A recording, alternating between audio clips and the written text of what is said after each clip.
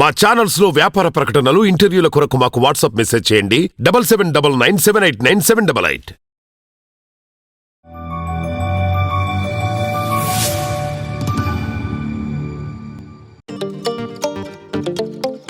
చాలామంది అమ్మాయిలు పెళ్ళైన తర్వాత అంటే పెళ్ళికి ముందే ఒకవేళ సెక్స్ జరిగితే వాళ్ళ వచ్చే హస్బెండ్కి ఈ విషయాలు తెలుస్తాయా అనే భయం చాలామందికి ఉంటుంది.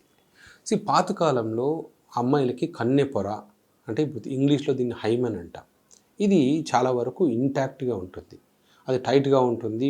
ఫస్ట్ నైట్ రోజు మాత్రమే ఈ కన్నె పొర చిరగాలి, అప్పుడే బ్లడ్ రావాలి, అలా వస్తేనే ఈ అమ్మాయికి ఇంతకుముందు సెక్షువల్ లైఫ్లో ఎటువంటి సెక్షువల్ లైఫ్ లేదు అని చాలామందికి ఒక కంక్లూజన్కి వస్తుంటారు.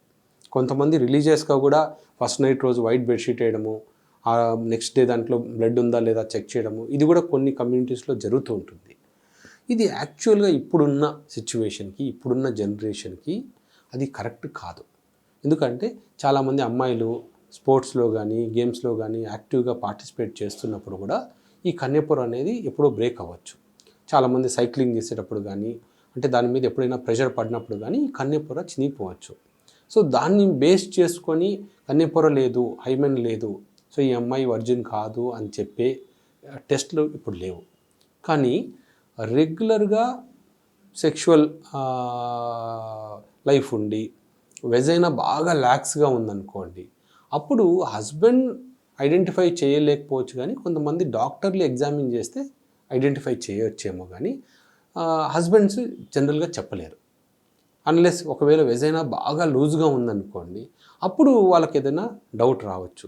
ఇప్పుడు అలా ఒకవేళ వెజైనా లూజ్గా ఉన్నా కూడా ఇప్పుడు కొన్ని రకాల చిన్న చిన్న థెరపీస్ ఉన్నాయి. ఆ వెజైనల్ టైట్నింగ్ థెరపీస్ అంటారు. ఒకవేళ ఎవరికైనా ఇది ఎవరికి అంటే కొంతమంది ఈవెన్ ఆడవాళ్ళకి పెళ్ళైన తర్వాత, పిల్లలు పుట్టిన తర్వాత కూడా వెజైనా బాగా లూజ్గా అయిపోతుంది. దానికి అంటే మా హస్బెండ్కి సాటిస్ఫాక్షన్ లేదు, హస్బెండ్ తిట్టడం కానీ నాకు లూజ్గా ఉంది, వెజైనా లూజ్గా ఉండడం వల్ల నాకు సాటిస్ఫాక్షన్ లేదు అనడము, దాని గురించి బాధపడడం ఉంటారు కదా, వాళ్ళకు కూడా ఇదే వర్తిస్తుంది. చాలా సింపుల్ నాన్ సర్జికల్ ట్రీట్మెంట్స్ ఉన్నాయి వెజైనల్ టైట్నింగ్ గురించి. మీరు గైనకాలజిస్ట్ని సంప్రదిస్తే చాలా సింపుల్, అంటే ఆపరేషన్ కూడా చేయకుండా దాన్ని వెజైనల్ టైట్నింగ్ చేయొచ్చు. ఒకవేళ అలాంటి ప్రాబ్లం ఉంటే వాళ్ళని సంప్రదించండి.